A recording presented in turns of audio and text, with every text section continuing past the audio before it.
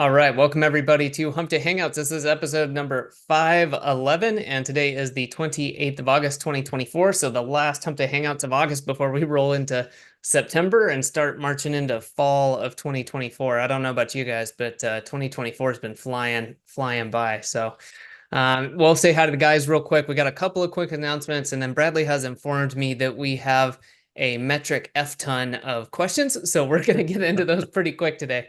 But let's stop real quick and say hello. So Chris, how you doing today? Been good, super busy as usual. Yeah, enjoying the last couple of days of summer as you. Nice. Bradley, how about you? Are you enjoying the last days of summer? Yeah, it's stupid hot here. Like I said, I went to Pennsylvania for a month to get out of the heat here in Virginia, and it's still hot in Pennsylvania. It's like 8 to 10 degrees cooler where I was, and so it was nicer for sure. And then I came back, and last week was the first week back, and it was like the max temperature was like 78 degrees, so it was absolutely beautiful here. And I was like, all right, I beat the hot weather. Nope. I mean, it's August for God's sakes. I should have known better because it's stupid hot here again this week, the entire week. And it's absolutely miserable in an RV when it gets hot because my ACs are running both of them at full blast and it gets to 85, 86 degrees in here. So it's pretty hot just to be sitting and working. Yeah, I Other hear you. than that, things are good, man. Good. Well, wanted to let everybody know I was talking with Bradley before we hopped on, and so Bradley, remind me, when do you start the live training for DHA? Well, we started yesterday. We had the Right. kickoff call yesterday, but that was really just kind of the kickoff call. It wasn't the official start date. The official start date is next Monday, which is a holiday. I know. Just worked out that way. So that's why yesterday I kind of gave everybody that showed up for the kickoff call the first week's assignments. Just gave it to them because I told them I don't expect everybody to show up next week. If they want to, they can. I'm going to be there. But yeah, it officially starts on Monday. So, and we still have a few slots available if anybody is interested in it. It's a very intense program where you get a lot of personal one-on-one time with me. Well, you get a lot of individual coaching from me as part of the small group coaching. Office hours on Monday through Friday for an hour per day. I'm available on a Zoom meeting for anybody to jump in and ask questions, get specific help, all of that. It's there's basically no way that you can not be successful with having a prospecting and marketing machine up and running by the end of the program if you join the program. I mean, it's pretty much like that's it. By the end of the program, you'll have consistent leads coming into your agency in whatever industry you've chosen. As long as you show up and you put in the work, it's 100% that you will have that set up and ready for you. And so for all the times that I've heard on interview calls or mastermind member onboarding calls, et cetera, people saying, well, I have a hard time landing clients. It's because you don't have a consistent lead generation system for your agency. And that's why you bend over backwards to try to sell your services to whatever client will even look in your direction. And that's why you bend over backwards and allow scope creep, right? You allow your client to add all these additional things on top of what your original scope of work was so that you can keep the client because you need their money because you don't have a consistent source of leads to generate new revenue into your agency. And so I hear that shit all the time. And yet it just amazes me that there's not more people willing to jump into a program like this. As a mastermind member, everybody has access to the training anyway, but very, very few go implement all of it and execute all of it. And so the additional coaching program was just for those people that need the accountability and need the additional support, and that's what it's for. And so anybody that's struggling to have consistent leads into their agency, which means that you're likely struggling with revenue and everything else, this is the solution. So it's available. There's a few additional slots left open. So if anybody wants to join now, shit or get off the pot, as they say. So right now is the time. Definitely. Yeah, like Bradley said, it kind of worked out well where we have some time here before next week starts things. We had definitely had a few questions from people or kind of latecomers squeezing in at the last minute. But yeah, we can put the link up. And if you want to do that, I would take advantage of that ASAP. By the way, Bradley, did you fix the redirect to Thought I did, but I don't think I might hit be me. update. Yeah, you know what I did? I didn't hit the update button. My bad. Cool. In I will WordPress, I put didn't the hit the link update. on. Now it's done now. All Sorry about right. that. I will put the link on. So if you're watching the replay, you can check that out and grab the link. Just make sure you take advantage of it quickly. Today is the 28th. This is not going to be available for super long. So grab it. Yep, 100%. Okay. Cool. Did you put that in chat already or no? So I'm not seeing I it. did, and I need to switch accounts because I did it with my productivity channel. So, How come I don't see it in chat? probably because I'm in the wrong channel. I'll post it here in a second. Oh, There we go. all right. Let's see if I'm seeing it correctly. Guys. Yeah, I see my chat message. Oh, there we go. Now I see yours as well. Okay, perfect. Yep. All right, sweet. So anything else we got to cover before we jump into this long list of questions? I'll just say, if you're not subscribed to the channel, definitely subscribe. Stay up to date, get the notifications. We not only do Hump Day Hangouts, but if you're new to Semantic Mastery, you might not know this. We, of course, do this every Wednesday at 4 p.m. Eastern, but we also then take the questions and chop them up into individual videos.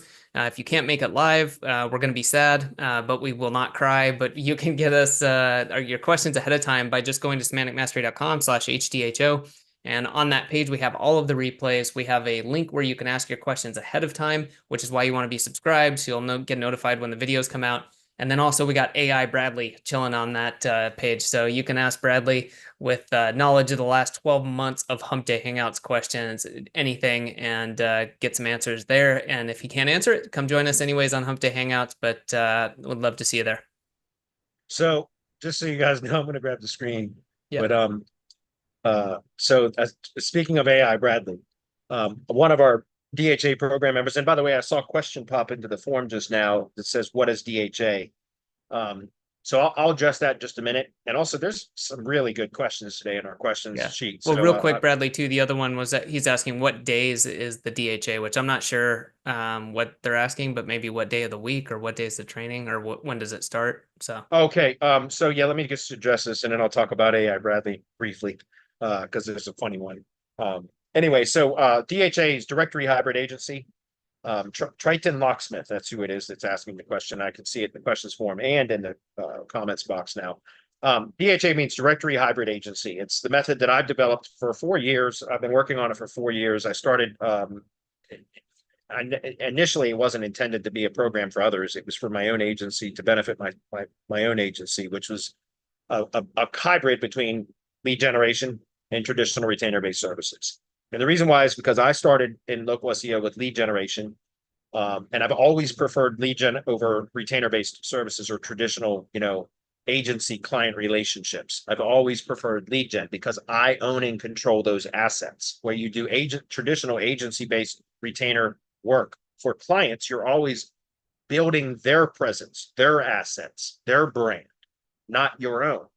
And so, and I didn't like that. I always preferred to build my own assets so that I maintain control, because then you don't have to bend over backwards to keep a client happy. It's your asset. If they don't like whatever you're producing, go kick rocks. I'll find somebody else. It's my asset. And so I've always preferred that method. The problem is recently, in recent years in the United States, it's become almost impossible to create or verify Google business profiles unless you have a real valid business address. So, and a lot of my lead gen properties over the years I've lost them through suspension, re-verification issues, all kinds of stuff. And so I figured it's an unsustainable business model. There's a shelf life whose expiration date has already passed, really.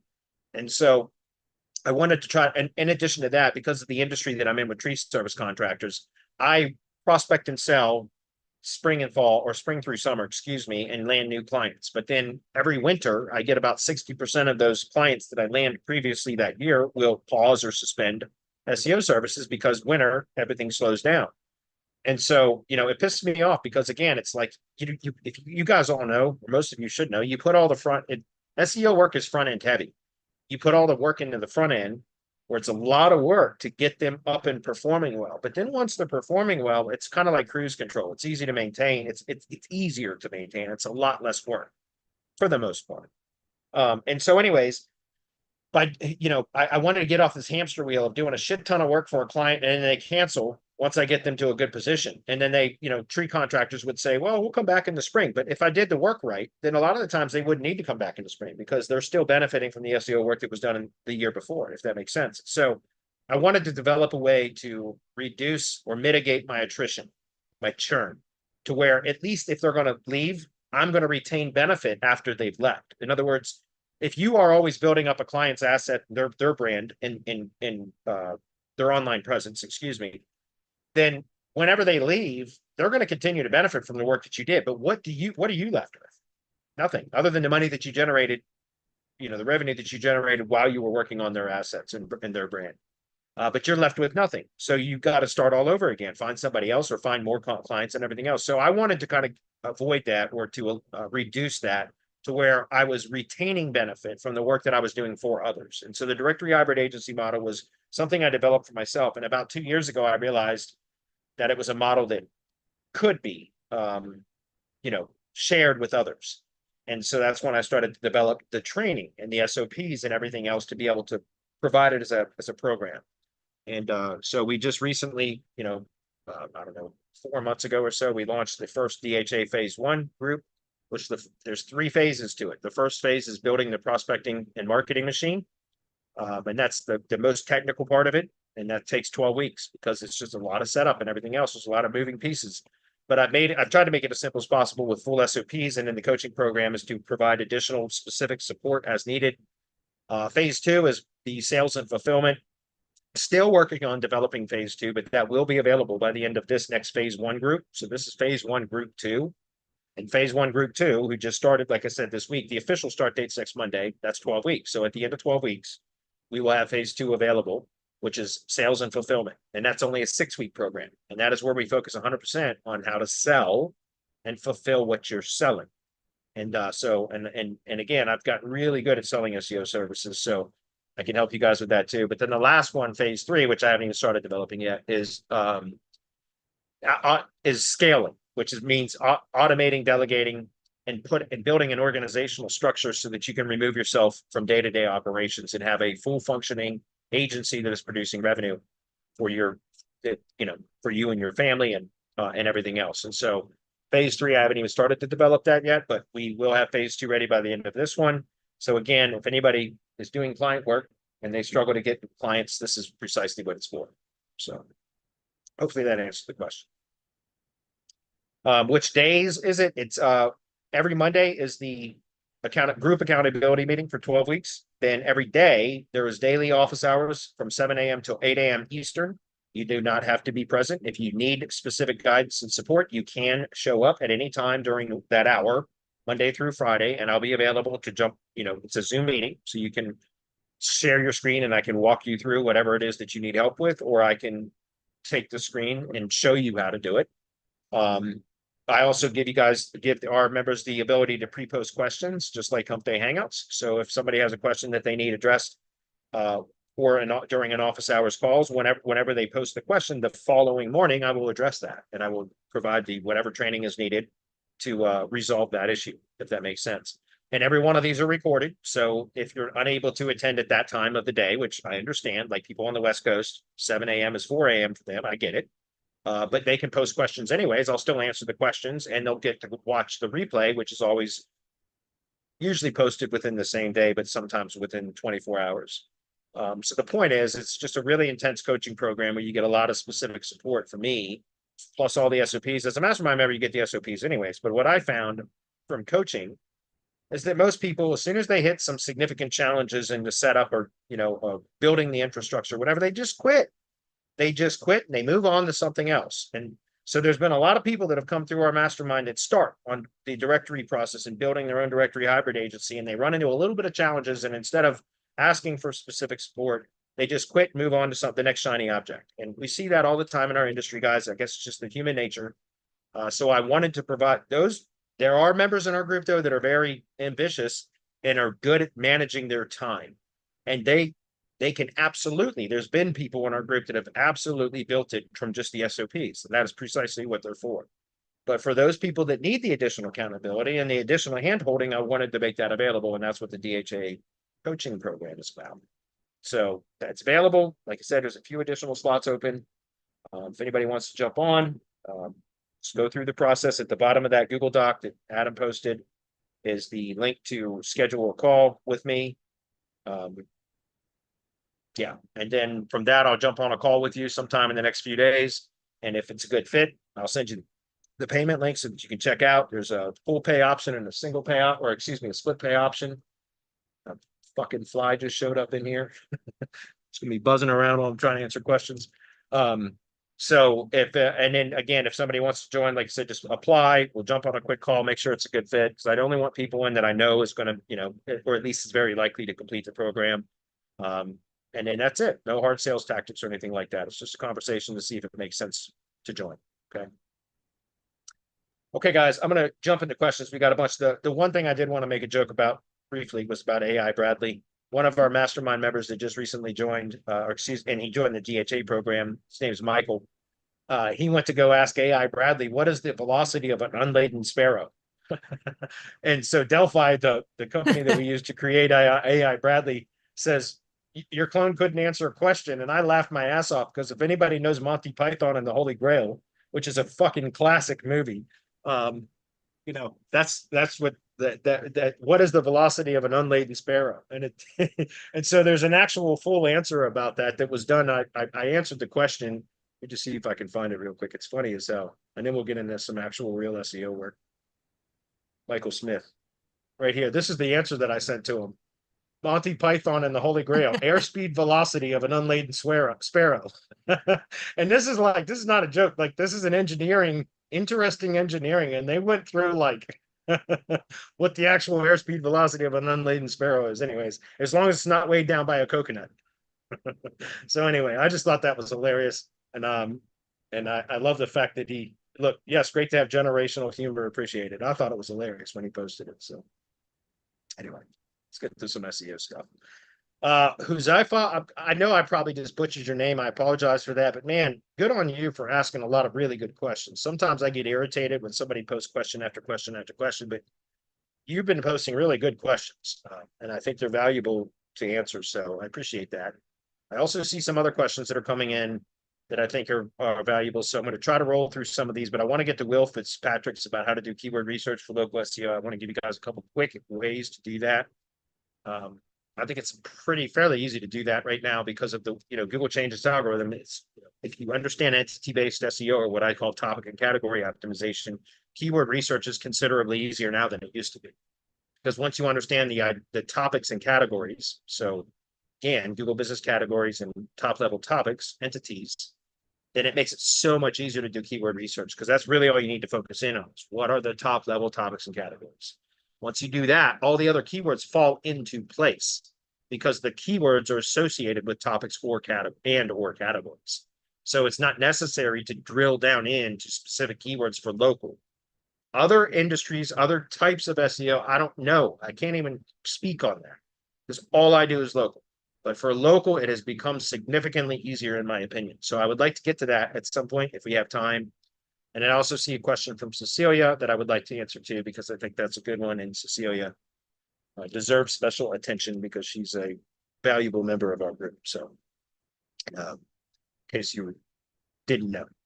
All right, so I'm going to jump into these guys and try to get through these fairly quickly. Do you use any indexing tool to index pages on your news sites, or just submit the sitemap in GSC and wait for indexing? I do both. All I do is I submit the sitemap in Google Search Console. My sites are all simple though, guys. I don't have redundant pages. I don't have duplication. I don't have tags. I don't have categories. I'm not submitting sitemaps like, God, I do some audits and you go look at the sitemap index and there's 15 fucking sitemaps for Elementor elements and images and author sitemaps and post tag sitemaps, category sitemaps, and what the hell are you asking Google to crawl all that stuff for, right? And it's just absolutely unnecessary. It creates crawl resistance. Thank you, Cecilia. She's the one that coined that term. I love it. At least that's who I heard it from first. But like, it just amazes me to see what people are telling Google to crawl, and then they wonder why their sites aren't performing well.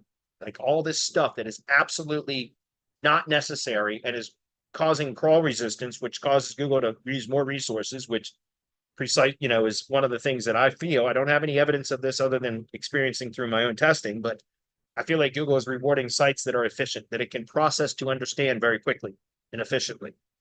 Whatever uses less processing power seems to be rewarded right now. Again, I don't have any scientific evidence to prove that other than just my own experience recently. So when I submit my LLG sites, local lead generation sites, they're very simple sites with like 11 pages, 12 pages. Homepage. In the tree service industry, I have homepage, 4 service pages, and 5 location pages. And then there's a contact page and a privacy page. That's it. So there's 12 pages. And that's it. That's all there is on my sites. It's because of, and I just, if I want to target another area, I just build another site. Does that make sense? So I submit these sitemap, and it's a high level site. So it's a simple sitemap. This is an example, right? Oops. Albemarle, let's see, right here. An example of a sitemap. You'll see it right here. Is this. It's 12 pages. Oh, and there's a thank you page too. So 13 pages. Okay. That's it. I submit that sitemap just like that. I do submit via URL prefix, and then I submit the sitemap.xml. Then I also take the home page, and then I will usually take one service page and one location page, and then submit inspect URL in GSE, then test URL, then request indexing. So I do that for 3 URLs: the homepage URL, one service page URL, and one location page URL. Because of the way that I do my internal linking, if I submit a service page for request indexing, so inspect URL, test URL, and request indexing, it's a 3-step process, then Google's going to crawl this page, and I already have the other service pages listed and all locations listed. Then I take one of the location pages, do the same thing. All service pages will be crawled from that, and all the other location pages will be crawled from that. And so I just do it for the home page, one service page, one location page, and then I go extract using link gopher right here, extract all links. Then I copy these to, whoops, Zoom is kind of in the way. So let me try that one more time. I've got the outline of the Zoom screen share window that's kind of blocking my ability to copy these. But what I would do is this right here. Copy it like that. In 1 second while I pause my screen to open up a notepad file, because I don't know what's going to show up. Okay, here we go. Paste this into a notepad file. I get rid of like the sitemap URL. And then I'll just usually just take the rest of that, even the privacy policy, because it's only a few pages, and I'll submit that to an indexer. I use several indexers. I only submit these to one though, because it's not necessary. But I use either Speedlinks or Omega Indexer most of the time for these, where I'll just go paste these URLs right here into the indexing service. And I just do one day, no dripping, none of that. Just crawl them all right now. That's it. And then within days, not even days, usually within 24 hours, all pages are indexed. Quick example of that would be this. I'll say an example of a site. And you can see when it indexed, like this one right here, the one we're just looking at. Look at this. You can see when I added it to Search Console and submitted it for indexing, it was the same day I added it to Zootrix. And then boom, the next day, everything indexed, and look, it's just climbing up. This is what happens with these sites. When you get the structure proper, you deploy the site, you identify the areas, deploy the site, and then just let it sit, let it season or mature a bit on its own. And that's where I found it will start to produce, like, again, if you do your competition research proper, so that you're targeting only locations that you found that are less competition, then a lot of times you just leave these sites alone. And with high level sites, it takes about 4 to 8 weeks for them to stabilize. It's actually better now than it was even 6 months ago.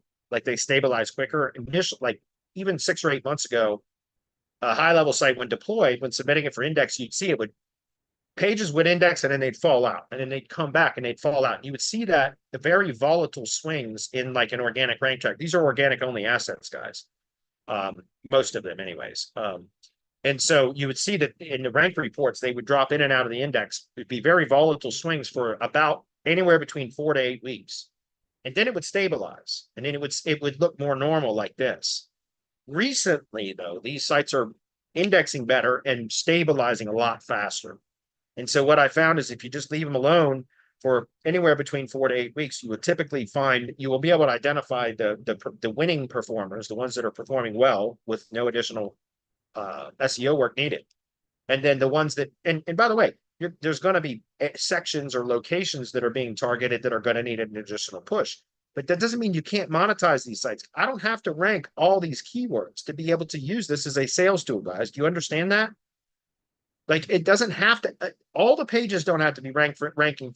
And it's not a lot of pages. It's just, by the way, it's one location page that ranks for all the search queries plus location. Do you understand? It's not, that's why there aren't 300 pages on this site. Or if there was 4 services and 5 locations under traditional SEO, there'd be 20 pages, right? Think about it. 20 of these pages plus the other standard pages, home, contact, privacy, about, all that shit. But that's not necessary. That's causing problems now, guys. In local, it causes problems now. I can't stress that enough. And yet, it doesn't matter how many times I say it or how long I've said it. I see it all the time. And it's just ridiculous. Don't need to do that. If you do this properly, you have less pages, and one page will rank for all the search queries, depending on the industry, and you might need more than one page plus location. But for most of the industries of service area businesses, especially that I consult on, we can accomplish it with one location page. And then, so one location page will rank for all the services. Does that make sense? Some cases you might need additional location pages, but it's kind of rare. And so the point is I then go index these sites, right? And then leave them alone. And once I start having some, I mean, look how many keywords, guys. I've got 10 keywords in the top 3 position, 19 in the top 5.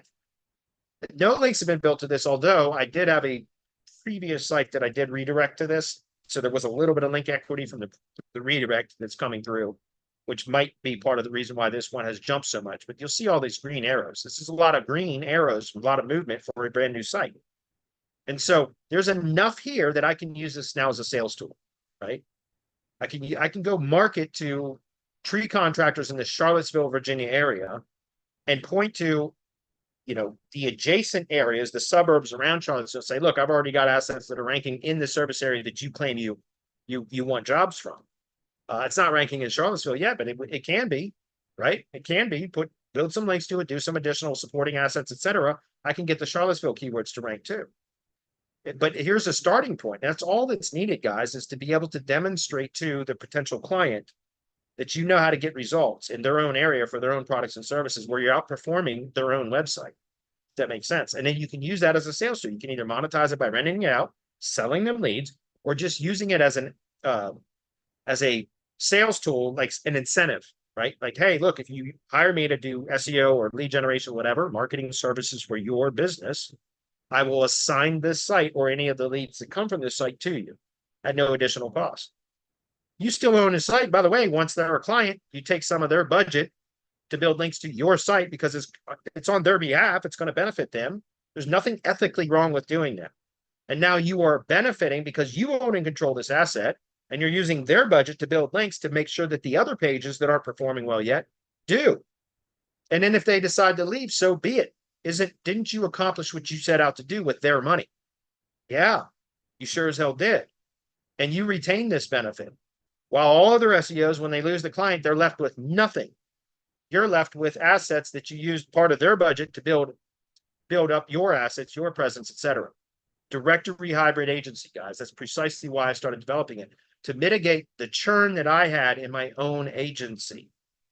This is not theory. This is real world stuff based on my own agency because I'm in a seasonal business or seasonal industry. And there's nothing wrong with being in a seasonal industry if you know how to mitigate it. And I had to develop a way to do that. And that's precisely what this is for. Okay. Great question. I got to move on. Next one. Indexing is very easy with those kind of sites, guys, because it's not very many pages. They're very succinct. It's efficient for Google to crawl. So we can index these within 24 hours, all pages of the site within 24 hours. And I don't even know that I need to submit them to indexers. I just do it because it's habit. Old habits die hard. Next question. You emphasize the importance of sales and sales calls. As a beginner in SEO, would it be wise to start making sales calls and insight? Oh my God, that is the best. I love that you asked this question. If we were giving away a prize for the best question of the year, this would be one of them. That would be in the running for the prize of the best question of the year. Let me restate that or repeat that, guys. You emphasize the importance of sales and sales calls. As a beginner in SEO, would it be wise to start making sales calls and then outsource the work if a deal is closed? 100%. Bingo.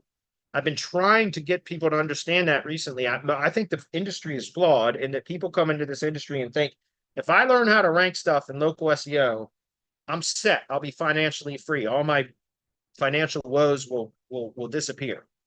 Okay, good luck with that. There's a lot of talented people out there that are good at technical or good at SEO, can rank stuff, but they suck at sales or so they're broke. They're hungry SEOs, right? In local, guys, you have to get good at being able to sell the service. Full stop. If you don't get good at selling the service, you're going to struggle.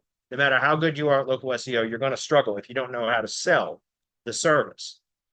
And so I've said this many times over the last few years, guys. I think the industry is backwards. I think if you want to get good at if you want to make money from local SEO, learn how to sell it first, because you can find a lot of SEOs out there that can rank stuff that don't have the desire or that don't have the desire, the skills or the desire to learn selling. I was one of them, guys, 100%. I've been transparent about this before. I hated sales, absolutely hated sales. I would get sick to my stomach if I thought I had to get on a sales call. That is not a joke, guys. I hated it. Some of you could probably relate to that. I would get literally sick because I knew I had to get on a sales call. So I would try to avoid, for many years of running an agency, and I made money. I was successful, but not nearly as successful as I could have been if I had just gotten over that fear a lot sooner. And so I had a onboarding call with a new mastermind member earlier today, and I was honest about something that I hadn't really revealed before to any others other than the small mini mastermind group that I was part of. As part of our mastermind, we have breakout like mini mastermind groups, and I had a sales accountability meeting with a very small group. My support manager Chris G was part of it. Brian Cato was part of it. Dietrich, who's down in Florida, was part of it. And every single Thursday for almost 2 years, we met and we would talk for an hour, and we would talk about, it was Zoom meeting, very small group, and we would talk about sales. We would read sales books, listen to sales training programs, etc. And then we would apply that. Our homework for the week was to apply what we learned from the previous week's study, and then and try to actually apply those strategies that we studied the previous week. And then the following week, we would, at the beginning of the call, we would talk about, okay, what were the results of us applying the sales tactics that we learned in the previous week? And then we would talk about, how it affected us, how we thought, we would just kind of bounce ideas and stuff off each other. And then we would basically talk about the assignment for the next week. And we did that for almost 2 years. And that changed absolutely everything for me, guys. I've said that a number of times. The last 2 major presentations that I've done at live events have been specifically about how to sell local SEO services, because I feel like the industry is so backwards, and that it tells everybody comes in and thinks, all I got to do is learn how to rank stuff. Good luck. There are a lot of people that know how to rank stuff and are broke. But if you know how to sell it, you can find, there are a dime a dozen people that can rank stuff, but they're few and far between those that can do good at selling, those that are proficient at selling. And part of that also, by the way, the reason why there's a lot of SEOs that aren't good at selling is because they're not booking enough sales calls. It's just like anything else, guys. How do you get better at anything? You do more of it, period. So if you're not good at sales, do more sales calls. And that's how you get better at sales. You can read books, you can watch YouTube videos, you can study sales programs, but until you're actually in a selling environment, trying to sell, you're not going to get better. And you can accelerate your skill development if you study and then apply in a real world setting what you've learned. That's how you accelerate. So I'm not telling people not to read books and watch sales videos and read and listen to sales training programs. I'm not telling people not to do that, but I'm telling people that do that and then don't book more sales calls, that's not helping. What I'm saying is, guys, and that goes back to the DHA program and having the phase 1 part of this is building a prospecting and marketing machine to generate consistent leads for your agency so that you have no choice but to book more sales calls. You will get better at selling so much faster that way. Go look, Richard Fenton, Go for No, the book by Richard Fenton, Go for No. It's very short read. You can probably buy it on Kindle for $1, and it'll take you an hour to read it. Read it. He talks about how if you're trying to learn sales, there's a gnat flying around. It's bugging me. I'm not going crazy, I swear. He talks about in that book, like, especially when you're starting out in sales, look, understand you're going to fuck up a lot of sales calls. You're going to lose sales because you're going to be terrible at it initially. So be it. Who cares? Each time you get a no, you're going to be that much closer to your next yes. And it doesn't matter, because that's why I tell my program members, look, don't go into sales calls, especially initially when you're just starting to develop your skill at selling. Don't go into sales calls with the expectation of selling anything. Go into it as it's a conversation. All I'm doing is having a conversation with the business owner in the industry that I've chosen. And it's a discovery call. You want to ask questions about their business, find out what keeps them up at night, what they like about their business, what they don't like about their business.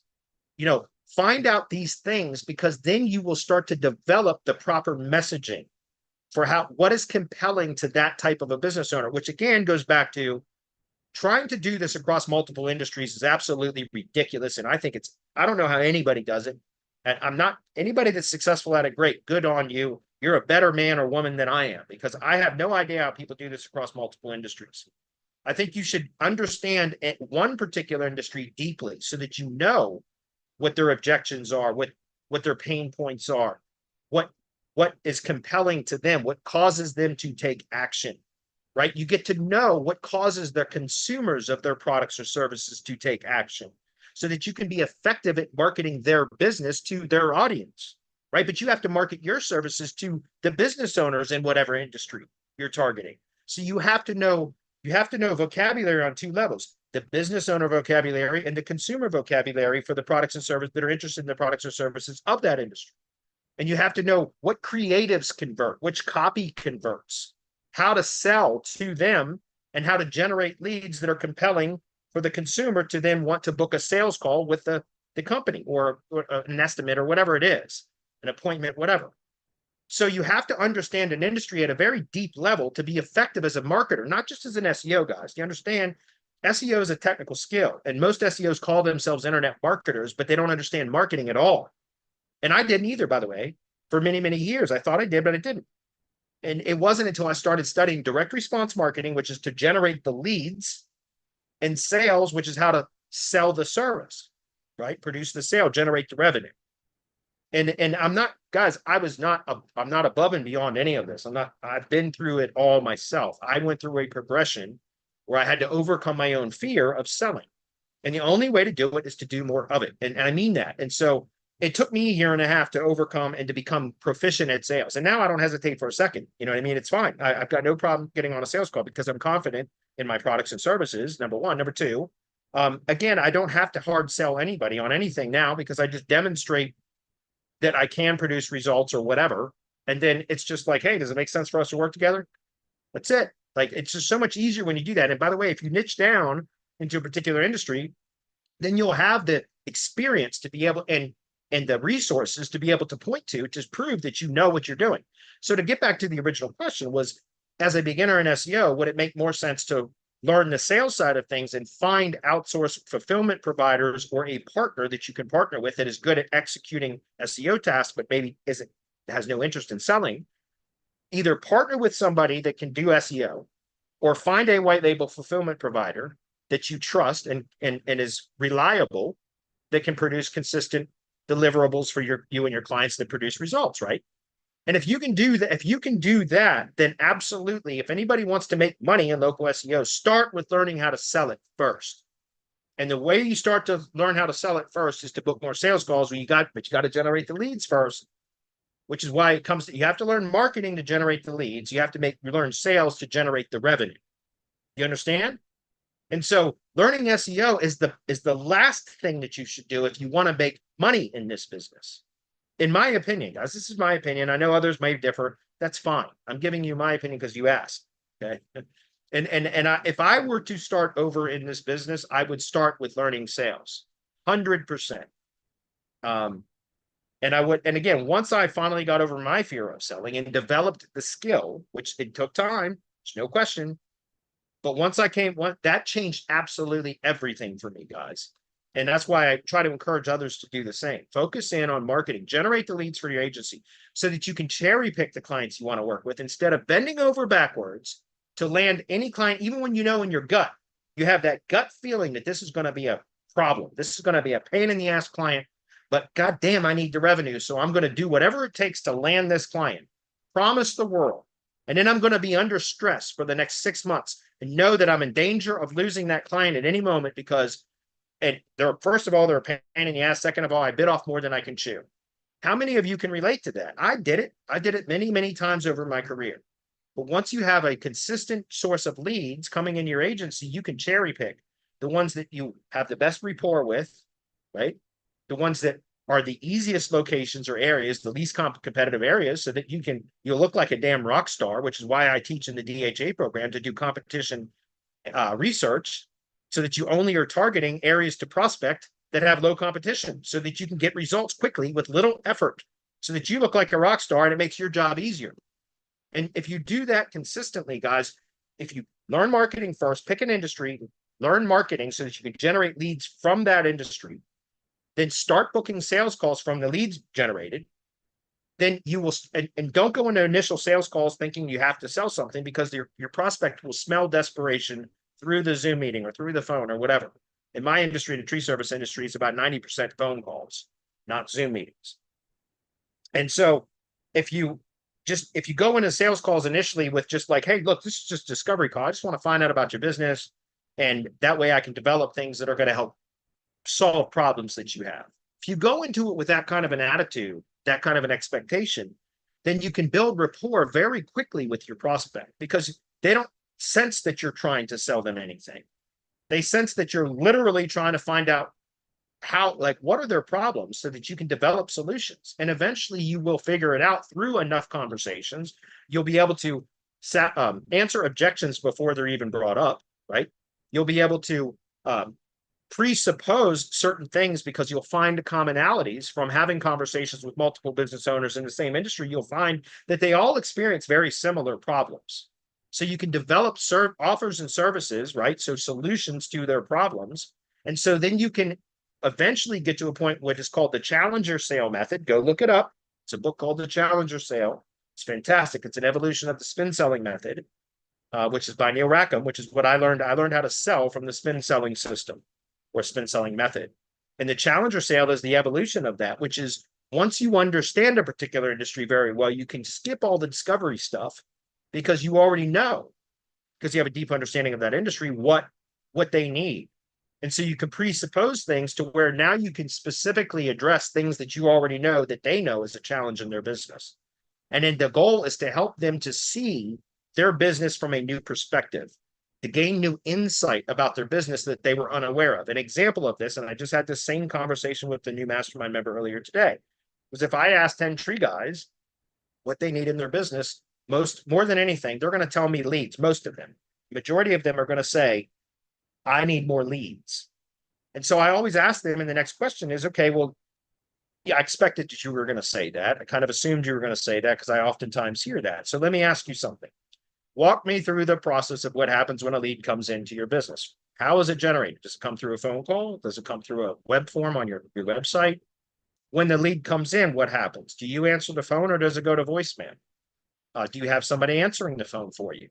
If it goes to voicemail, how long is it on average before you call them back?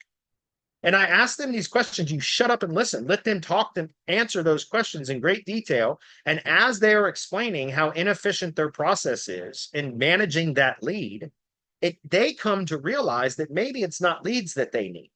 Maybe they need a better lead management system and process. And so that doesn't even have anything to do with SEO. Do you understand? And so when having a conversation like that, again, like, I already know the tree guys are going to tell me they need more leads, but I already know that a lot of them just have terrible follow-up systems. So it's like having a bucket that has a big hole in the bottom. As leads come into the top, they're falling out of the bottom because they're not being followed up with, or they're going to voicemail and the people don't leave voicemail messages, etc. So I tell them at the end of, once they've kind of explained to me what their process is for managing and following up with leads, which is usually almost non-existent, I say, okay, so based upon what you just told me, do you think you really need more leads? Or do you think you need a better system for managing those leads so that you can convert more of those leads into closed sales, booked jobs? And they say, well, you know what, you're right. Well, okay, so here's an idea. Why don't we set you up with a better system for managing leads, capturing a lead, automated follow-up systems, etc., so that you close more of the existing leads that you're currently receiving. You generate more revenue from the leads that you're currently already getting. And then once you have that system in place, now you're in a better position to accept or receive more leads. But we can help you with that too. And do you understand? So again, it goes back to, like, if you this fucking flies buzzing around my head. It goes back to, again, what is it you want to accomplish with your SEO business? Do you want to be a technical SEO and just be a master at ranking stuff, or do you want to make money? Maybe you want both, and that's fine too. But if you want to make money, what I recommend you learn first is the sales side of things, so that you can generate. By the way, sales is where you generate the revenue, not the fulfillment. Of course, you have to fulfill if you have any integrity whatsoever. If you're going to sell something, you're going to make sure that you can deliver upon that, whatever that promise was that you made for the sale.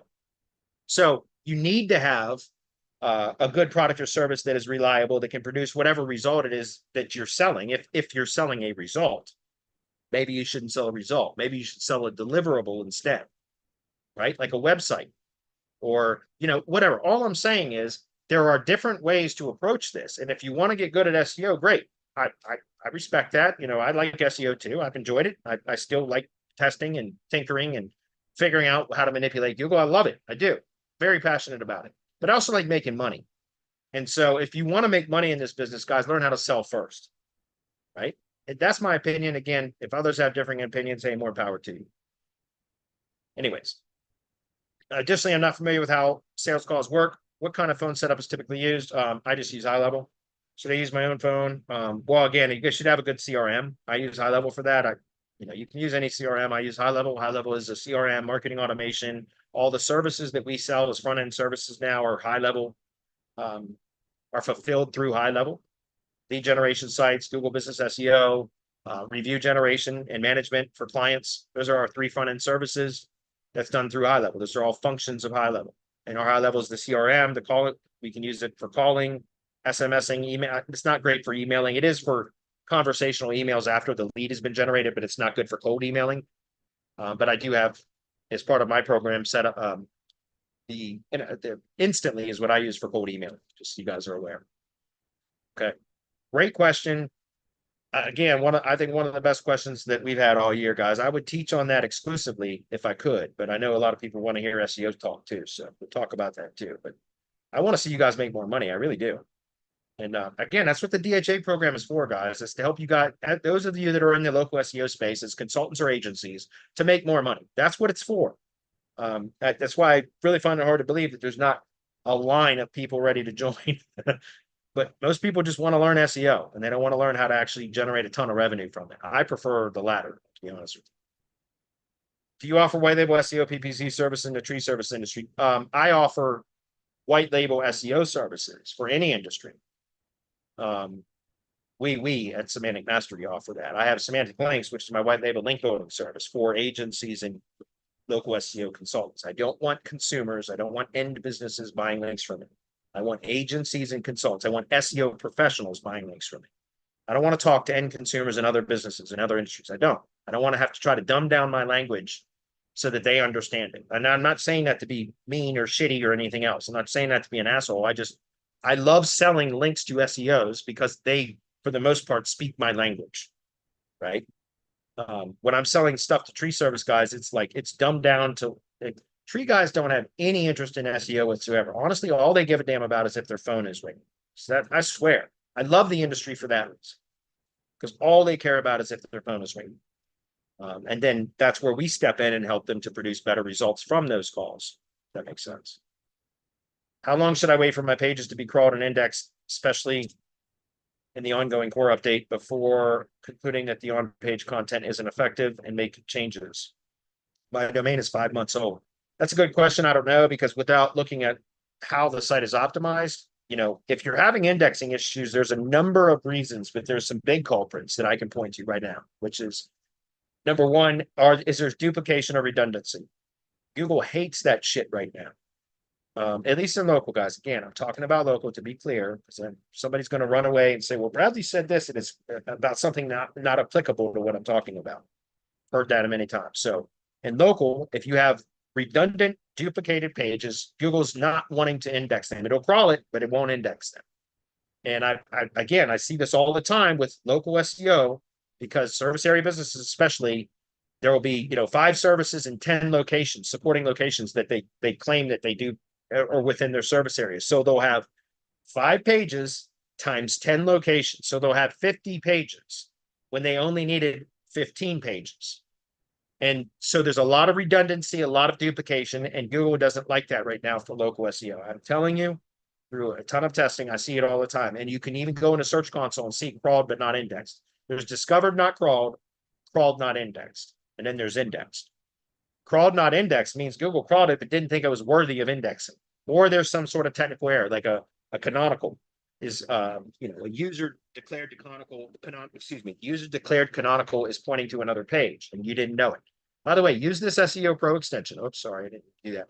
Use this. I like this. There's plenty of them that do this. I like this one by Marketing Syrup. It's called SEO Pro extension. And you can very quickly see your canonicals. How come this one doesn't have this should have a meta robots directive specified, and I don't see it. Should have it. Let's look at another one real quick. Actually, this one was just launched, and I haven't even sent this one for indexing yet. This one right here is Maricopa County, Arizona. This one should have, yeah, this one has the meta robots. Anyways, all I'm saying is check canonicals. You want to check your meta robots directives, make sure that it's set to index and follow, or if it's not specified, it by default, that is the default setting, index follow.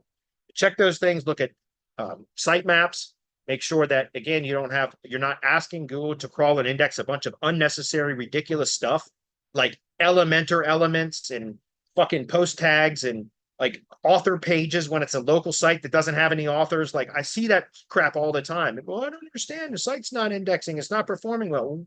Why don't you look at the site? Like get rid of all the stuff that you're asking Google to crawl that makes absolutely no sense for having Google to crawl.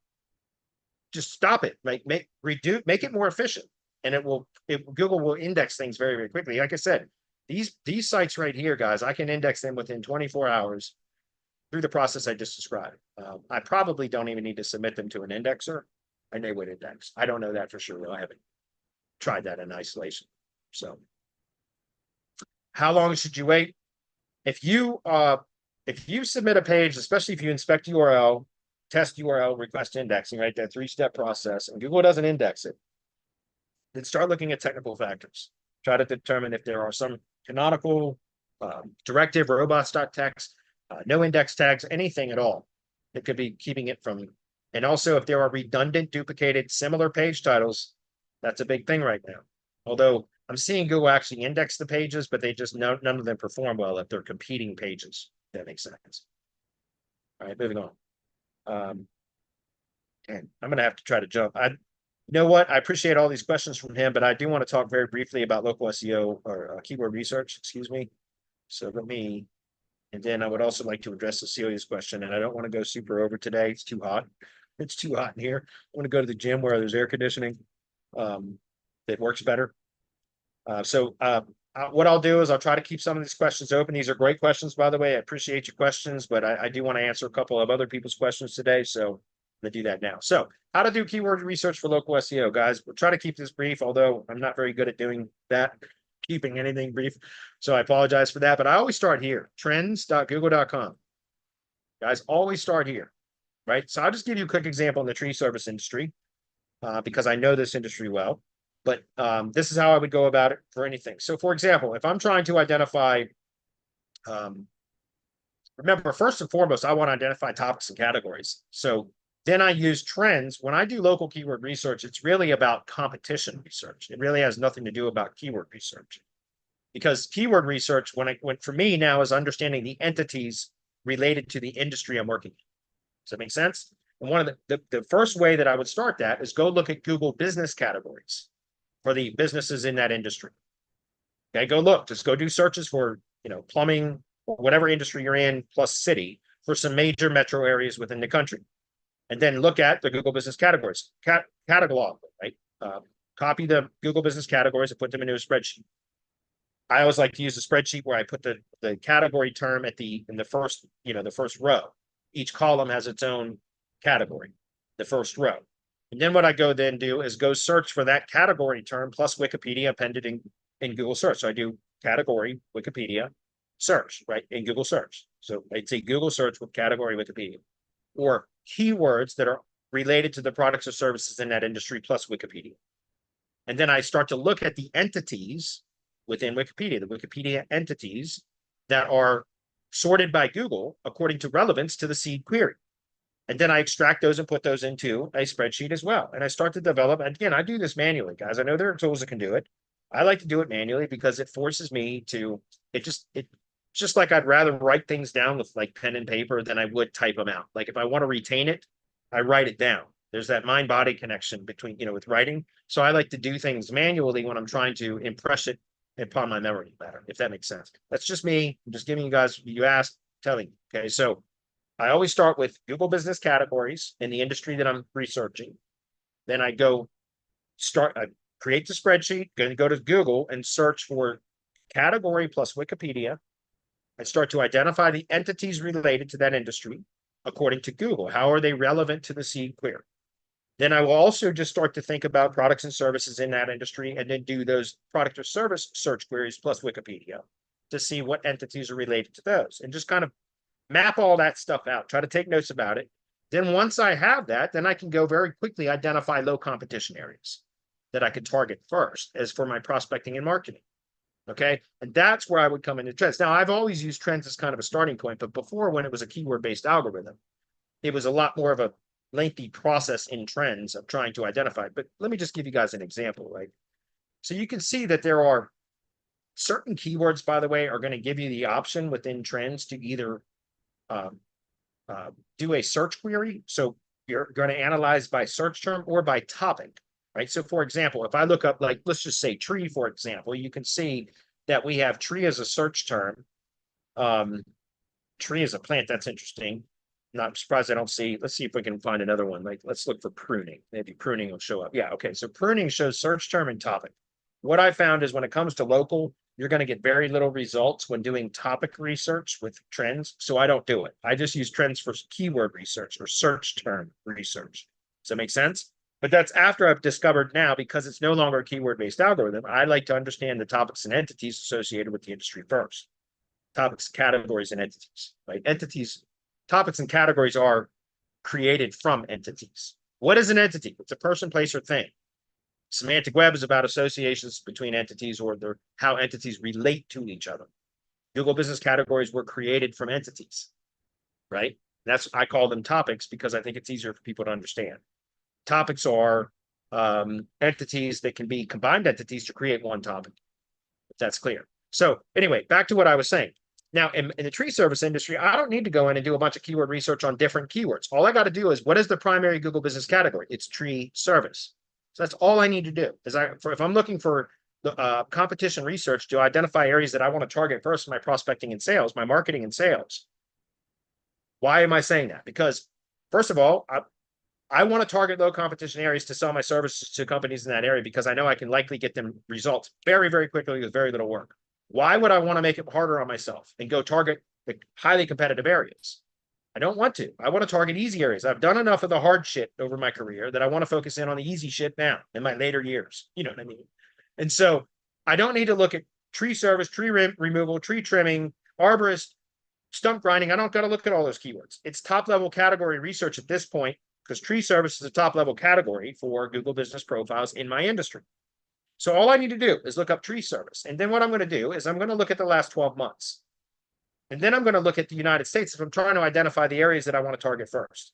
Now, if you have limited data from whatever search query, by the way, if you're using a top level Google business category term, then it's likely, and sometimes you might need to strip like service or services off the term to get to the kind of more the topic term instead of the category, because Google's categories are oftentimes multiple entities combined to create one category. And sometimes it's more lengthy than it needs to be. And so you might want to narrow it down to just the topic term. So in this case, tree service is fine. So I'm going to go with tree service, but I'm going to look at the last 12 months. If there's not enough data from there, you can go back to 5 years. I prefer to try to stay a little bit more current. So 12 months. Then what I'm going to look at is over here, I can go by city specifically. Now this is, by the way, if you understand how this works, the keywords is not about, trends is not about overall search volume. It's about search interest as it relates to the population. Like if a particular area shows more interest than another area, it doesn't mean that there's necessarily higher search volume, absolute numbers, I mean. It just means that based on the population of that area, there is a higher percentage of searches for that particular term than in another area. It doesn't mean absolute. So in other words, if you're in a very densely populated area, the interest level might be lower, but the search volume could still be significantly higher than in an area that has high search interest but low search volume, if that makes sense. So trends is about search interest, not volume, just to be clear. Okay. And so if I'm going to go in here, I can search by city, or I can search by metro, which is going to be like regional. So major metro areas oftentimes is where you're going to see, or I could do it by sub-region, which now these are going to be like, again, states. And so this is where I can start to identify, where am I going to focus my attention first?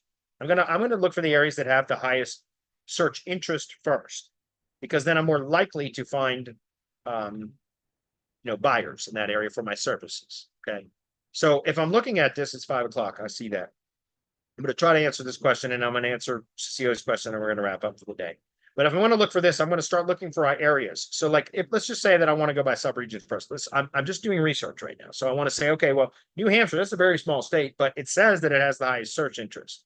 So I'm curious, if I click into that, now I've changed it to New Hampshire for 12 months. And this is only showing me data from New Hampshire.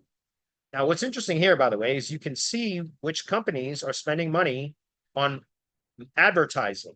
Because when you see under the rising search queries, which means for whatever time frame I have selected up here, there has been a significant increase in search volume for these particular queries. There's rising and then there's top. Top means historically, these search queries are related to this seed query up here, or it's also listed wherever that keyword is, but tree service is the only one we're looking at. So top means historically from whatever time frame I've selected, in this case is 12 months. These are the related search queries related to that term that has the highest search interest. But under rising, there has been a significant increase in search interest for that term or that query since over that time frame. And it shows you the percentage. I think breakout is like 5,000% or greater, or maybe it's 25 or 100% or greater. And then it shows you the percentage of increase. So now we know the companies in the area, in New Hampshire at least, that are spending money on advertising. Which, by the way, can't those potentially be targets to sell services to? Yeah, of course they are, because you already know they're spending money, which is why they're getting this kind of search interest for branded searches. But on a keyword level, though, we can just go to top, and now we can see, look at the keywords. And again, we're seeing a lot of branded searches here, which is interesting because you don't typically see that under top. It's normally under rising. But tree cutting service, you can start to identify kind of related keywords. But I'm not really looking for related keywords because I already know the keywords of my industry. I'm looking for areas that I want to target first. Okay. So if there's not a lot of data there, there is in this case, but I could then narrow down by metro area or cities. So you can see that because I've only got 12 months of data, it's only saying one city has a significantly high number of search queries for the tree service industry within New Hampshire, and that's Barrington. But if I go extend this now to 5 years, we should see now, if I go to city, we should see at least more than one. Oh, of course, unfortunately, no, I'm not seeing that. And sometimes you're going to see that date, you're going to see that. Then maybe I'm going to go to 2004 to present. And then I can look at it there and maybe see some additional data there. And unfortunately, no. But we'll go back, and let's go back to United States for a minute. And we're going to go back to just the past 12 months. By the way, let's take a look at this. Guys, if you're trying to identify an industry worth targeting, I mean, you can clearly see this is a seasonal industry, right? That's what those big ups and downs are. Those are seasons, right? But this is increasing demand. Since 2004, the tree service industry has had steady increase in demand. It's a good industry to be in, guys. Anytime you're researching a potential industry, start with trends. Look at this historical data. As long as the demand is steady or increasing, you're in a good industry. At least initially, you know that that's an industry worth additional research. If you're looking at a declining demand, run away from that industry. That is not a viable industry because it's declining in demand. But we can see clearly this is a seasonal business, but it's increasing in demand, steady over time. So this is absolutely a good industry to be in my opinion, right? But anyways, coming back here again, let's just go back to the past 12 months. Let's pick another state. Or we can do it actually by metro region. So let's just say, look at this, Alpena, Michigan. Interesting. I've never even looked at that one. So let's take a look at that. And you can see that for the last 12 months, for whatever reason, there's very little interest on this, according to that term. So I would then want to go back and look at maybe the past 5 years, see if that increases demand. And why is this still not showing any data? That's very interesting. But the point here that I'm trying to make is you can identify areas based upon trends data first. And then I'm going to show you very quickly. I know we're over. I knew this was going to happen. But I'm going to show you guys, I use this tool as my next step every time, Writer's End. Okay, so I use trends to identify the areas first. I don't need to do keyword research, right? Because once you understand topics, categories, I understand that tree service, top level category, and tree maintenance, the top level topic term, and every single search query associated with the tree service industry falls under those two, tree service category or tree maintenance topic. So I don't really need to do any keyword research. What I'm doing is competition research. And so I'm going to go to explore new keyword in Writer's End, and then I'm going to use the wildcard option. Let's just go back to, like I said, New Hampshire. Okay, I just demonstrated that there was a high search interest for tree service in the state of New Hampshire. So I'm going to go to wildcard keyword explorer in Writer's End, and I'm going to put an asterisk for the city name, and then I'm going to put NH for New Hampshire. I'm going to click search. Very quickly, it's going to return all of the search queries that have tree service and NH for New Hampshire in them. Just a moment, this will be done. And it's going to return however many keywords it's going to be. Okay, so 314 keywords. Okay, so then I'm going to click on the golden filter, all keywords, click confirm. What this is doing is it's going to go out and do an all entitled search operator in Google.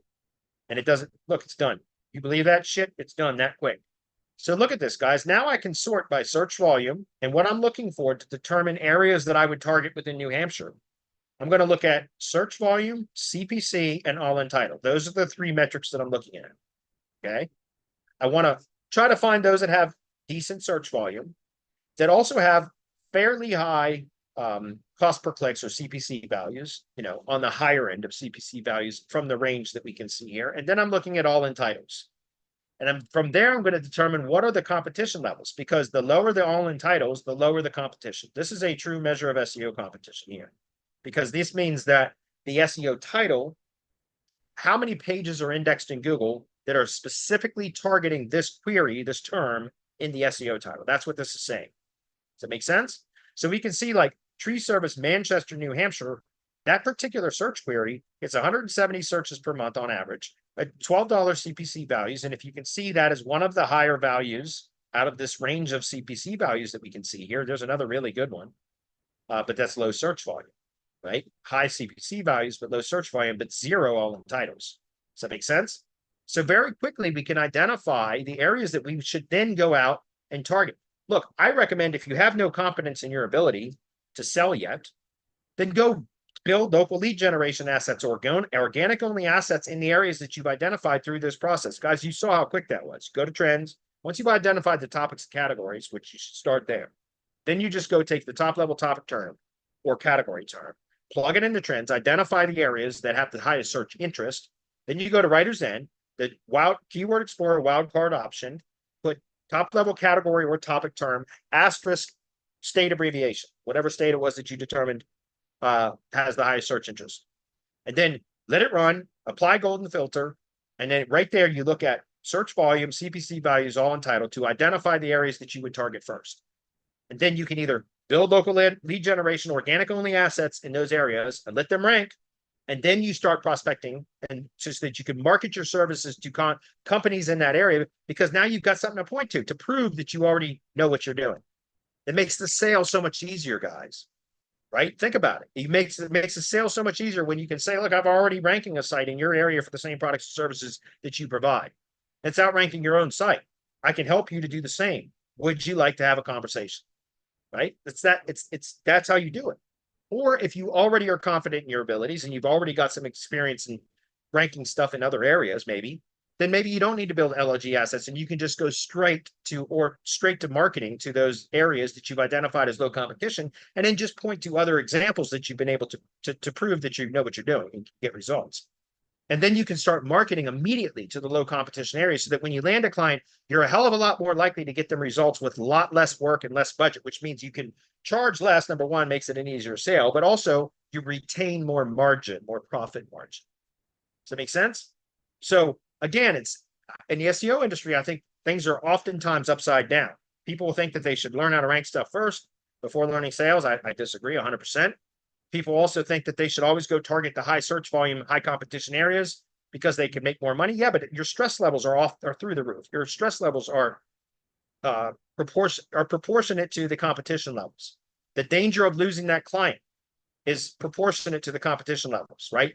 The more competitive is, the more likely you are to lose that client and you're going to be under stress the whole time. Why put yourself through that? Why not identify the low competition areas that you know that people are spending money in to generate leads, and then just target those, right? Through either building lead gen assets first or just targeting them anyway, right? And then so again, Tree Service Manchester, I would look at a few other ones like Portsmouth. Tree Service Portsmouth, New Hampshire, it only gets 70 searches per month. That's kind of low CPC values, but there's 0 all-in titles. But that also indicates there's a trend up. You can see that. That's also because of the current season that we're in, which makes sense. I probably wouldn't initially target that one just because it's a little bit lower search volume, but you can see the numbers are low here anyway. So let's just try this one more time, and then we will answer Cecilia's question. I know I'm way over. It's so hot in here, and I want to go to the gym. But we're gonna find one more area really quickly. Okay, so let's just back up to 12 months, go back to United States. And we're gonna go look for a different, this time it's target by metro. We'll see, like Erie, PA. I thought about that one already. That's fairly low search volume or search interest, I should say. Let's look at city level. Louisville, that's increasing. I wonder why. Maybe because I'm doing a ton of stuff. No, I have no idea. Let's go back one more time to sub-region. Let's just pick another one that I haven't messed with yet. Missouri, let's try that one. I've not messed with that one. So we're going to click on Missouri. And then we're going to, that's all I needed. That's all I needed to see was that, right? So now I'm going to do Tree Service, asterisk. That's why I said, guys, once you get the hang, especially once you know an industry, guys, you don't need to spend a lot of time. You just go very quickly, identify an area, and boom, that's your next target, right? So what is the Missouri abbreviation? Is it MS? No, that's Mississippi. MI? No, that's Michigan. What is the Missouri? I don't know it off the top of my head. Missouri. Missouri, is that how you spell it? Yeah, what is the abbreviation? MO. Okay, there we go. MO. Okay, search. Shouldn't take long, just a couple seconds. Hope you guys are finding this valuable. Oops, wrong one. You want to go to the gym, weirdo? Cecilia, if you knew how hot it was in here, you would understand 100%. Okay, so here we go, guys. Look at this. St. Louis, Missouri. Unbelievable. Only 5 all-in titles with 1,000 searches per month. Can you believe that? That's hard to believe. But you know, that's what the data says. Kansas City, Missouri, or Missouri. I'm not sure how you pronounce that anymore, just like Nevada or Nevada. Louisville or Louisville, right? I always screw it up. I'm terrible with names. But again, so look at this. CPC values are low for Kansas City. It appears that Missouri has a low CPC. There's not big spenders, but there are, again, the search volume is fairly high for some of these. But by the way, guys, search volume and numbers can be manipulated from CTR. Just so you're aware, CTR can cause inflated search numbers. So you see a lot of that because people are using CTR manipulation apps. You do see inflated search volume numbers. So you can't swear by these numbers, but these are just indicators of interest, right?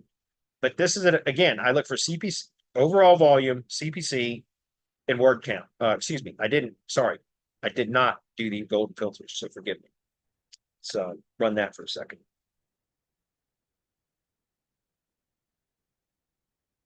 This only usually takes about a minute or so, not even a minute.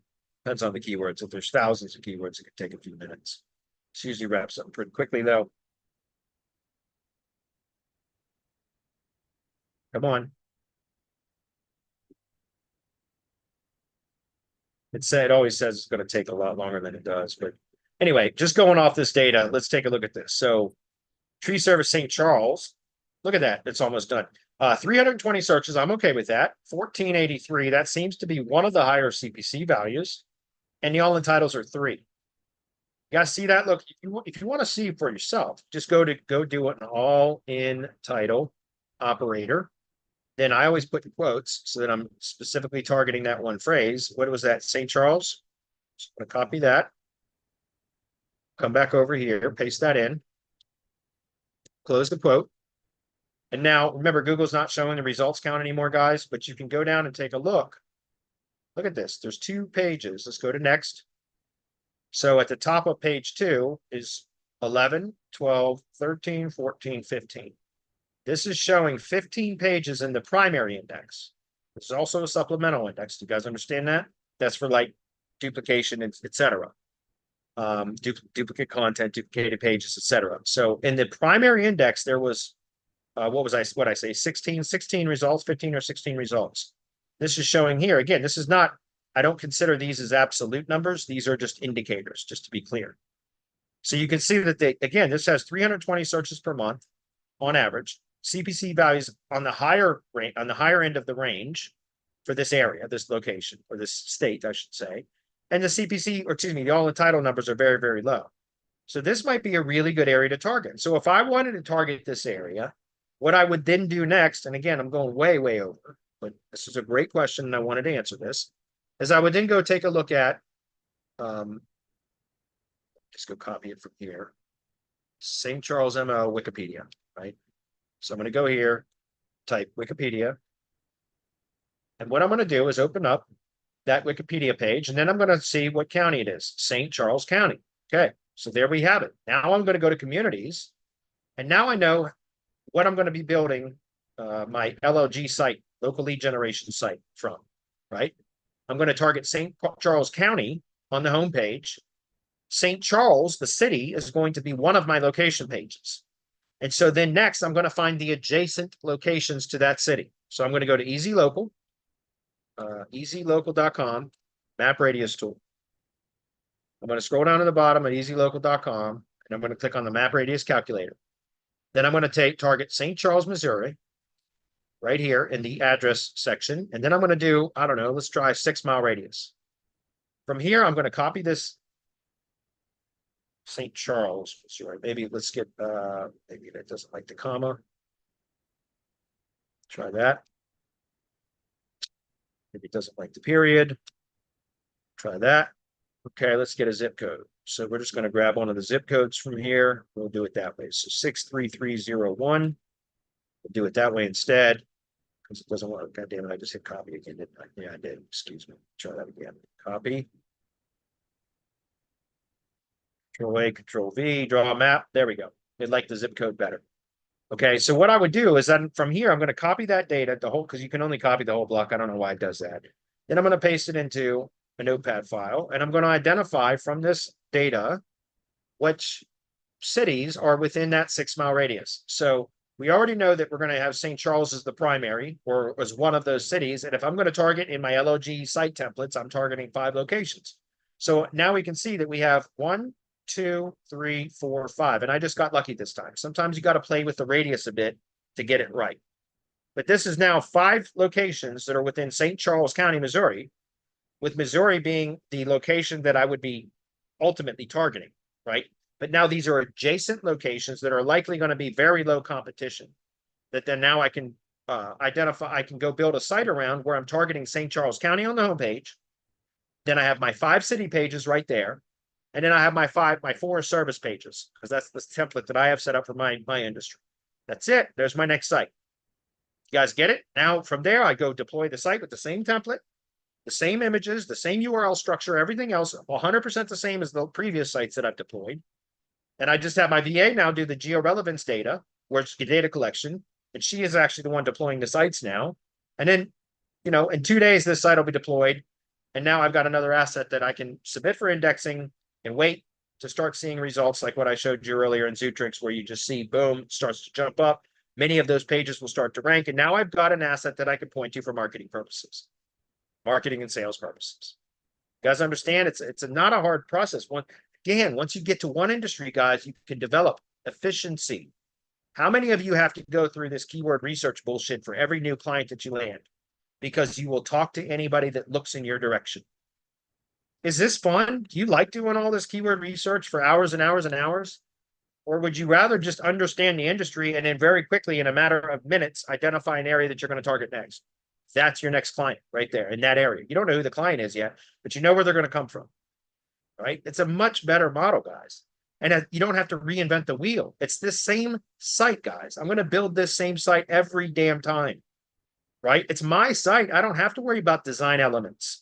I don't have to worry about whether the client likes the images or not. I don't give a damn. It's my site, but I can generate leads for their business from my sites. So I'm in control, right? And then when I sell them services, I either sell them the site, rent them the site, sell them leads, or assign the leads from that site to them if they hire me to do SEO for their business. Then again, I don't care what this site looks like. And I don't care whether they care. As long as if it's generating leads for their business, what do they care? They really don't. So I've just found the next area that I want to target. Does that make sense? It's a much simpler model than going out and reinventing the wheel and spending hours and hours and hours on keyword research and all that when you don't know anything about the industry. And, you know, all of those of you that like to do that kind of stuff, God bless you. That's not me anymore. All right. Last question, because I did say I was going to answer Cecilia's, and I'm done. Cecilia said, in Majestic, the domain on the summary page has a certain trust flow, say 15 trust flow health / medicine. And then when you go to the backlink sections, it sometimes has a different number for the trust flow health top medicine topic, higher or lower in the target page column, not the source column. Which number is accurate? Well, remember, when you're looking at the domain summary, that is an aggregate, an average of all of the pages. The trust flow that is flowing into the domain, it's an average. That's why if you want the true trust flow of any URL, you have to look at the URL, not the domain. The domain is an average. It's an aggregate of all of the trust flow flowing into it. And I don't know what their internal algorithm is to determine that, but it is an aggregate of all of the pages and the trust flow that is flowing into the site from various topics, etc. So it's, and again, I don't know what the formula is that they use to determine that, but I do know that it is an overall aggregate. If you want to understand the overall topical trust flow values, then you look at individual URLs. Hopefully that's clear. And I don't know if that answered your question or not. Which number is accurate, the summary or the backlink? The backlink. Well, remember, you can also have pages on a site that have no backlinks pointing to them, yet they have trust flow. And that's because trust flow is flowing into them from internal links. Majestic does not track internal links. Majestic tracks, you can only analyze external links, external backlinks in Majestic. It does not analyze internal links, but Majestic does calculate trust flow from internal links. So in other words, if you look at a page URL in Majestic and it has 0 external backlinks, but it still has a trust flow value, that means that trust flow value is coming from internal links. So you know that Majestic is at least analyzing them, but it doesn't provide us with the internal link data. It only provides us with external link data, if that makes sense. So whenever you're looking at the domain or a subdomain in Majestic instead of URL, that is an aggregate. So it's kind of like, again, I don't know what their internal formula is for that, but it's not accurate. It's just an indicator of the overall trust flow of the site or topical categories of the trust flow. But individual page URLs is the more appropriate way to determine the specific trust flow value and then the topical categories of that trust flow, if that's clear. Okay, hopefully I answered that question, Cecilia. I keep clicking along there. Yes, thank you. Okay. OC says, trying to get a carpet cleaning in London ranking, but London is comprised by tens of sub-locations. Most competitors have pages for each location. The site I run does the same, but barely any of them rank. Yeah, London was one of those tricky. OC, by the way, good to see you, man. It's been a long time since you commented on the Hangout or anything. So you usually have really good questions, OC. So it's good to see you. You guys still use, guys, I got to get the hell out of here. You guys are keeping me because they're good questions. But OC, London is one of those unique situations where, first of all, I'm not in that area, but I know from working with a few members of my Semantic Mastery, excuse me, and also some link building clients, that London is one of those tricky areas that's super, super competitive. And the way their geography is in London is a bit odd. It's not like it is here in America, where it's at least in my opinion, and again, maybe it's just because I'm familiar with it. You know, I think it's very logical. We have cities and towns, or sometimes census designated places, unincorporated communities, all that kind of stuff. But I consider all of those cities and towns. That's starting level. That's the most narrow point. Then we have counties, which are a little bit broader. Cities are usually contained within a county, and then counties are contained within a region. And regions can cross state lines, but then there's the state. And again, regions can be multi-state regions, et cetera. And there's narrow regions and then more broader regions and even broader regions. So there's a very specific hierarchy that we can optimize for in local SEO in the United States that I understand in other areas it's not quite as logical. And unfortunately, I can't help a lot with that just because I'm not in those areas. And so there's no reason for me to take the time to learn that. Because it just would, other than to teach on it. So that's why I stick to US based SEO for my own clients, because I understand it well. If that makes sense. But yeah, I totally know what you're saying. OC London is one of those very tricky situations because it's uber competitive, and the geography makes it's not real apparent on how to logically structure optimizing for geography. Does that make sense? So unfortunately, again, I would still attempt. What I would do if I were working in London is I would do, create multiple test sites in whatever like I choose one industry and I test multiple configurations in that one industry, targeting some very low competition keyword or maybe even a made up keyword, just to see like which configuration, when I'm targeting this particular type of keyword plus location modifier, which configuration performs the best. And remember, it doesn't have to be an actual valid keyword. You could just create tests with some sort of made up new phrase so that you can see what performs best in search based upon that term plus location modifier and how you've optimized the structure of the site.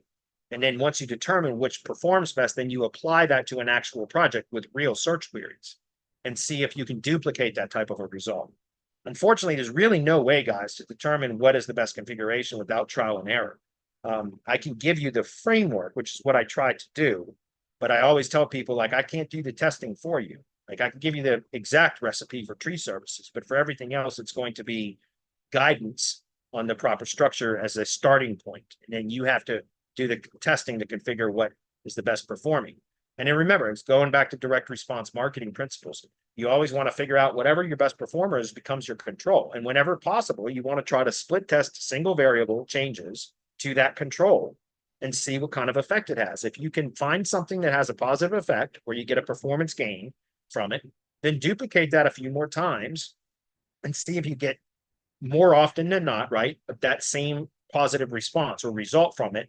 Then you can now add that to your control, and that becomes the new control. And then you split test another variable. And that's how, again, over time, I've gotten much better at building tree service sites because of those kind of tests. And that's what I would recommend that you do. Okay. All right, guys. Thanks, everybody. I appreciate everybody's patience and sticking around for the extended Hump Day Hangout again, almost 90 minutes this time. Appreciate you guys. Do have a mastermind webinar on the mastermind tomorrow. Got very specific things I'm going to be covering. And by the way, DHA program does have a couple of slots left open. So if anybody wants to join, get on the go apply at the bottom of that document that was in chat. And we'll try to jump on a call sometime over the next couple of days to see if it's good.